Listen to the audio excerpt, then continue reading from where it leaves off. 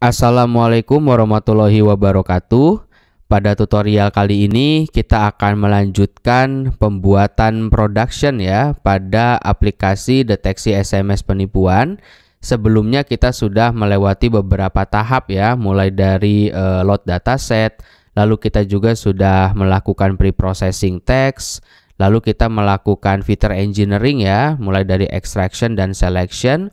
Lalu setelah melakukan feature engineering, kita langsung menerapkan algoritma machine learning ya untuk proses klasifikasi sampai pembuatan evaluasi data ya. Kita sudah mengukur tingkat akurasi dari algoritma yang kita terapkan. Oke, lalu dari aplikasi ini ya, dari tahap-tahap yang sudah kita lewati, finalnya adalah kita harus membuat sebuah aplikasinya teman-teman, karena sebelumnya kan kita hanya sebatas model ya. Misalkan kita masukkan satu string di sini, satu kalimat, lalu kita bisa tahu kalimat tersebut masuknya fraud, normal atau promo. Nah, bagaimana kalau misalkan kita buatkan sebuah aplikasi berbasis web ya menggunakan Streamlit agar kita bisa mengaksesnya dari halaman website ya. Jadi nggak perlu buka codingan seperti ini lagi.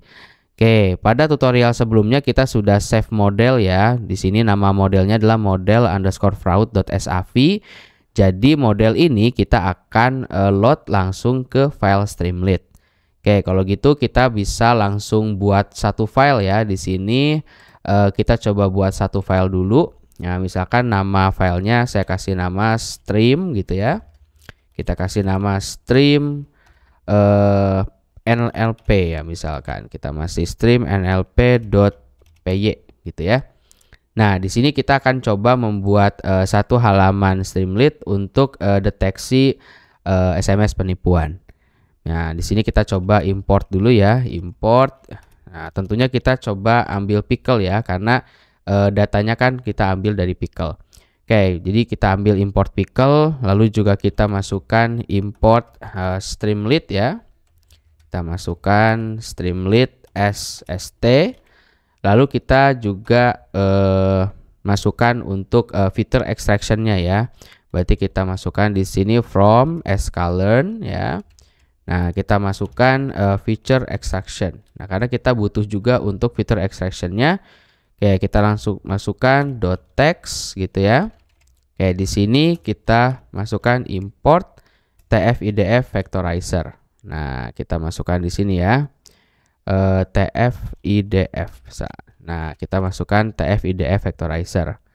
Lalu setelah kita import library, kita coba load save modelnya ya. Misalkan di sini saya kasih keterangan load save model. Oke. Lalu di sini kita masukkan perintah misalkan fraud model ya, atau di sini namanya model fraud ya.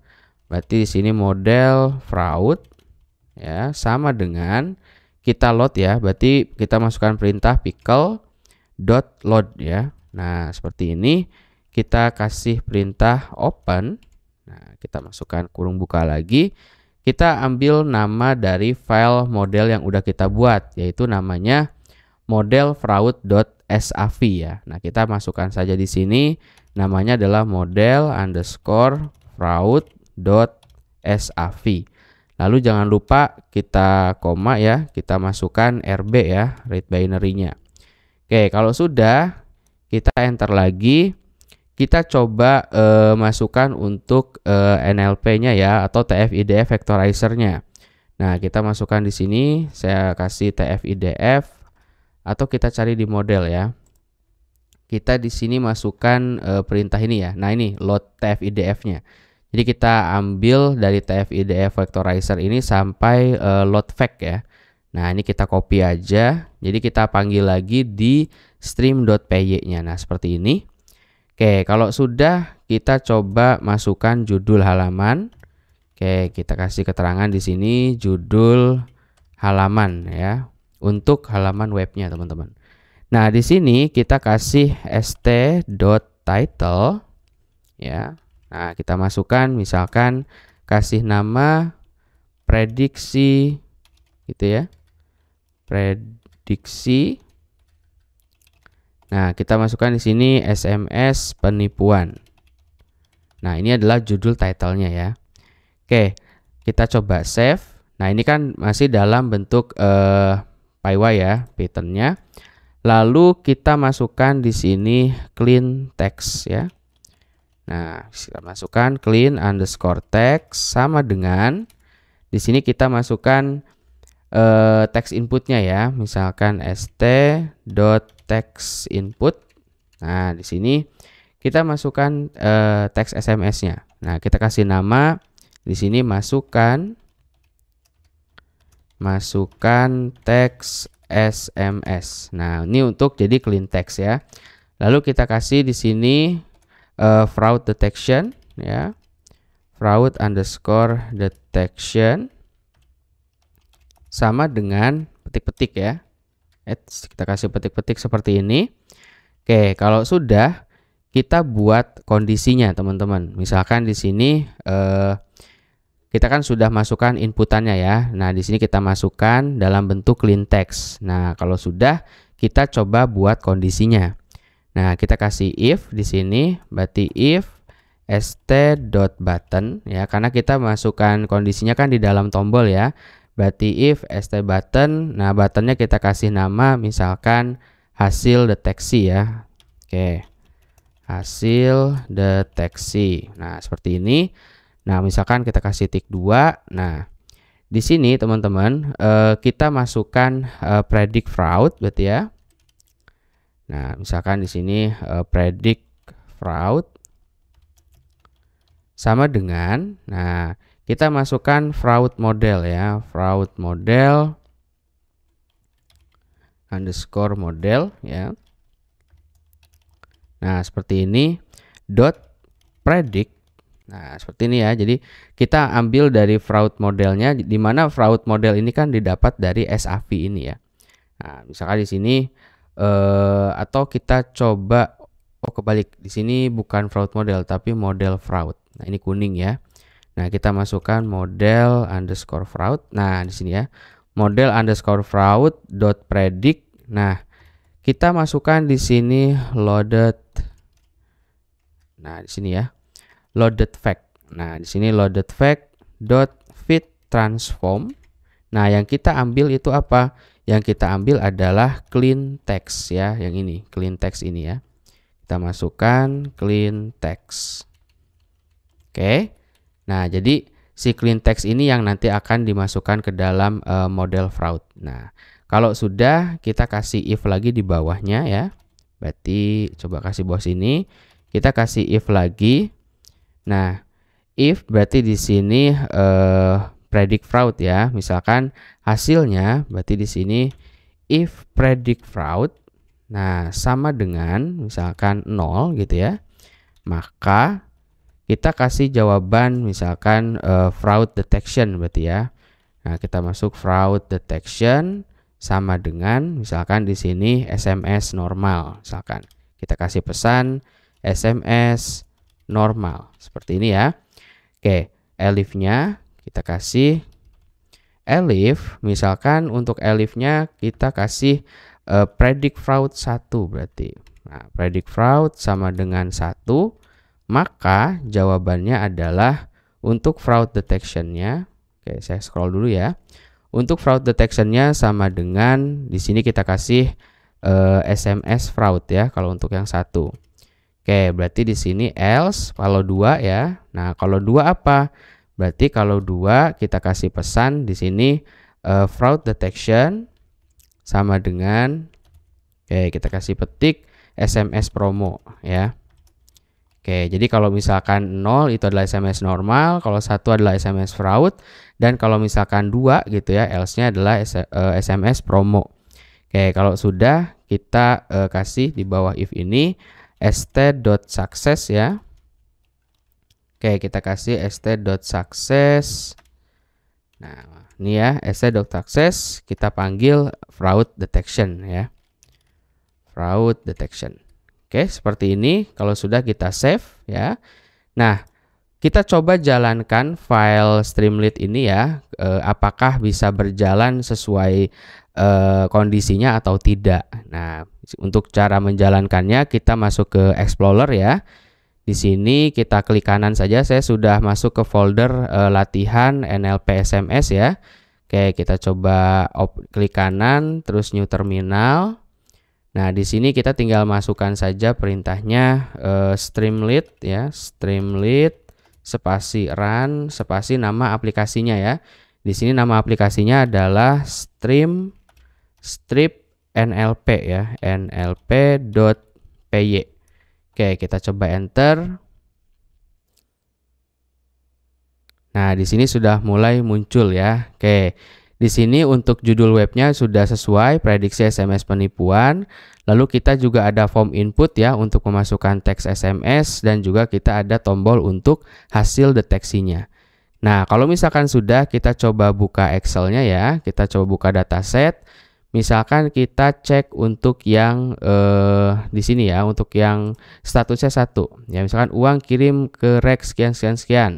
Nah, di sini kalau saya copy, di sini kan untuk label 1 ya, berarti harusnya menghasilkan hasil SMS fraud ya.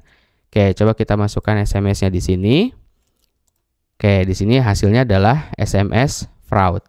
Coba kita untuk data yang lain, misalkan kita masukkan yang statusnya 0. Nah, misalkan kita kasih ini ya, akademik perhati untuk sekian sekian sekian. Nah, ini cukup panjang ya. Oke, kita copy. Kalau di dataset ini statusnya adalah 0 ya, atau kalau 0 itu adalah normal gitu ya. Oke, kita coba delete ya. Nah, kita coba masukkan kalimat baru. Kita cek hasil deteksinya. Nah, ini sesuai ya. Masuknya adalah SMS normal. Nah, kita cek lagi satu lagi untuk yang labelnya 2 ya. Kalau 2 itu adalah SMS promo. Oke, kita coba yang ini ya. Oke, ayo kawal manfaat subsidi BBM misalkan. Oke, kita coba copy. Nah, kita pastekan di formnya. Ini kita delete dulu ya. Kita pastekan, lalu kita lihat hasil deteksinya. Nah, ini sudah sesuai, yaitu adalah SMS promo. Nah, sampai sini teman-teman sudah berhasil membuat tampilan aplikasi dari aplikasi prediksi SMS penipuan. Jadi teman-teman di sini tahap yang terakhir ya, di tahap production ini sudah selesai gitu ya. Jadi dari mulai modelnya sudah berhasil kita buat sampai aplikasinya pun sudah kita berhasil kita bangun gitu ya. Oke. Nah, langkah selanjutnya ini kan masih di tahap localhost ya. Misalkan kita mau sekalian kita upload di Streamlit Share. Oke, kalau misalkan kita mau masukkan ke Streamlit Share, berarti kita bisa masukkan aplikasi ini ya ke GitHub, lalu kita play di Streamlit Share.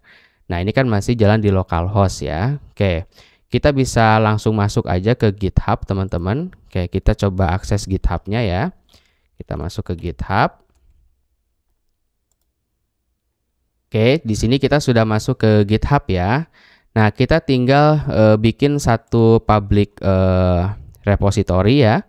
Di sini untuk public repository-nya kita masukkan, kita kasih nama misalkan Streamlit ya. Misalkan kita kasih nama Streamlit apa ya? Misalkan di sini Streamlit NLP misalkan, atau Streamlit SMS gitu ya. Oke, kalau udah kita create new repository.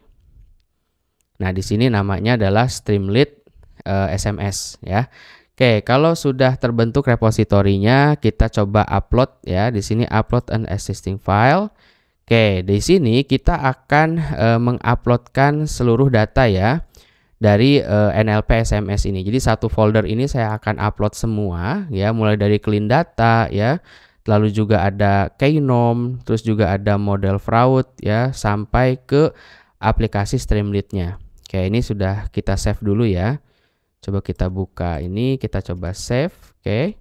Nah, nanti semua file ini kita coba upload ke GitHub. Nah, di sini kita coba drag semua. Nah, saya masukkan ke GitHub ya. Kita tinggal drop ke GitHub sini. Oke. Lalu tunggu sampai proses uploadnya selesai ya. Oke, jangan lupa kita coba masukkan requirement ya. Jangan lupa di sini requirement-nya. Coba kita cek dulu ya. Di sini untuk requirement. Oke. Nah, di sini sudah di trace ya. Jadi aplikasi atau library yang kita masukkan ke dalam requirement, di sini saya memasukkan NumPy, Pandas, Matplotlib, NLTK ya, Random, Pickle, Streamlit, pip, scikit-learn, dan di sini juga saya masukkan sklearn ya. Nah, dari beberapa library yang kita masukkan ke requirement, kalau sudah kita coba save ya. Nah, lalu file requirement ini juga harus kita upload ke GitHub ya. Oke, di sini ada requirement. Oke, kita coba drag aja ke GitHub ya untuk requirementnya. Kita masukkan ke sini. Oke, jadi udah ditambahkan requirement.txt ya. Oke, kalau sudah kita tinggal commit change ya. Di sini tunggu beberapa saat sampai seluruh aplikasinya atau seluruh filenya masuk ke GitHub. Nah, ini sudah masuk semua ya. Oke, jadi mulai clean data, stream NLP, dan file-file pendukung lainnya. Ya, terutama yang requirement ini harus sesuai gitu ya. Oke, kalau sudah masuk ke GitHub, kita coba akses Streamlit Share ya. Kita masuk ke websitenya Streamlit Share. Oke. Nah, di sini kita akan tambahkan new app ya. Kita coba masuk ke new app. Lalu kita pilih repositorinya yaitu adalah Streamlit SMS. Nah, di sini untuk aplikasinya yaitu adalah strip.nlp.py ya. Oke, kita masuk aja di sini stream untuk aplikasinya di sini ya. Kita coba delete dulu strip.nlp.py. Nah, ini aplikasi Python-nya untuk Streamlit ya. Sesuaikan namanya dengan yang ada di GitHub. Oke, kalau sudah kita tinggal deploy saja dan tunggu beberapa saat sampai aplikasinya sudah terdeployment gitu ya.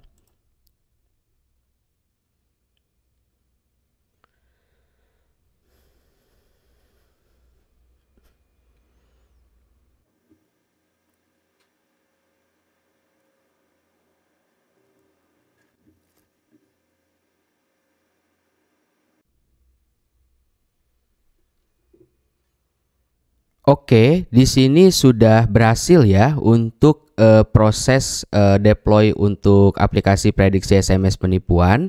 Tadi ada beberapa error ya untuk requirement text yang saya gunakan. Di sini hanya menggunakan sama seperti requirement yang ada di dalam diabetes ya. Di sini saya menggunakan NumPy ya beserta versinya ya. Saya menggunakan requirement NumPy, Pandas, Streamlit, scikit-learn, dan pip. Lalu sedangkan sebelumnya kita menggunakan beberapa requirement ya. Di sini kita lihat saya menggunakan NumPy, Matplotlib, NLTK, Random, dan lain-lain. Jadi ada beberapa library di requirement yang saya delete. Nah, saya menggunakan hanya 5 saja di requirement, lalu saya reboot ya di sini. Nah, setelah di reboot app ternyata sudah berjalan dengan normal. Nah, kalau misalkan sudah seperti ini, kita coba singkirkan dulu ya konsolnya. Lalu kita coba menggunakan data testing ya. Di sini aplikasinya sudah online, lalu kita coba pastikan menggunakan dataset ya. Coba kita menggunakan data yang 0 dulu ya. Di sini statusnya 0. Oke. Untuk yang labelnya 0 di sini berarti masuknya adalah ke dalam SMS normal. Apakah kita mendapatkan hasil yang sesuai ya? Kita masukkan dulu di sini. Oke, kita coba hasil deteksi. Nah, di sini hasilnya adalah SMS normal. Oke, coba kita ganti lagi untuk yang statusnya 1 ya. Nah, di sini ada satu kalimat ya, surat putus, tricare, dan lain-lain. Oke, kita copy, lalu coba kita masukkan ke form inputannya. Lalu kita lihat hasil deteksinya. Di sini labelnya adalah 1, otomatis harusnya ini adalah SMS fraud. Coba kita hasil deteksi. Oke, masuknya adalah SMS fraud. Lalu coba kita yang statusnya 2 ya. Di sini yang statusnya 2 harusnya adalah SMS promo ya. Nah, misalkan di sini rawit kuota bagus gitu ya. Nah, kita coba copy lalu kita masukkan ke text input.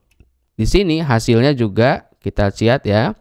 Hasilnya adalah SMS promo ya. Jadi sampai sini kita sudah berhasil melakukan deployment untuk prediksi aplikasi prediksi SMS penipuan. Nah, di sini kita sudah berhasil membuat Streamlit lokal ya. Lalu juga kita berhasil membuat versi online-nya. Jadi aplikasi ini sudah bisa diakses via online. Nah, tentunya dengan catatan tadi ada yang saya revisi, yaitu adalah file requirement ya. Di sini saya update menggunakan 5 library ya, NumPy, Pandas, Streamlit, Skitlearn, dan Pip. Nah, beserta versinya. Karena tadi beberapa kali saya lakukan revisi ada error ya. Cuma ini sudah versi final. Jadi aplikasi ini sudah berhasil kita buat menjadi online. Oke. Kalau gitu untuk seluruh tahapan text mining deteksi SMS penipuan ini sudah selesai ya, mulai dari dataset sampai proses production. Di mana finalnya di proses production ini kita bisa menghasilkan sebuah aplikasi prediksi SMS penipuan yang bisa diakses secara online. Oke, kalau gitu mungkin tutorialnya saya cukupkan sampai sini ya, mulai dari coding. Mudah-mudahan teman-teman di codingnya tidak ada error sampai proses deploymentnya tidak ada hambatan. Oke, kalau gitu semoga tutorial ini bisa bermanfaat. Saya tutup. Terima kasih. Wassalamualaikum warahmatullahi wabarakatuh.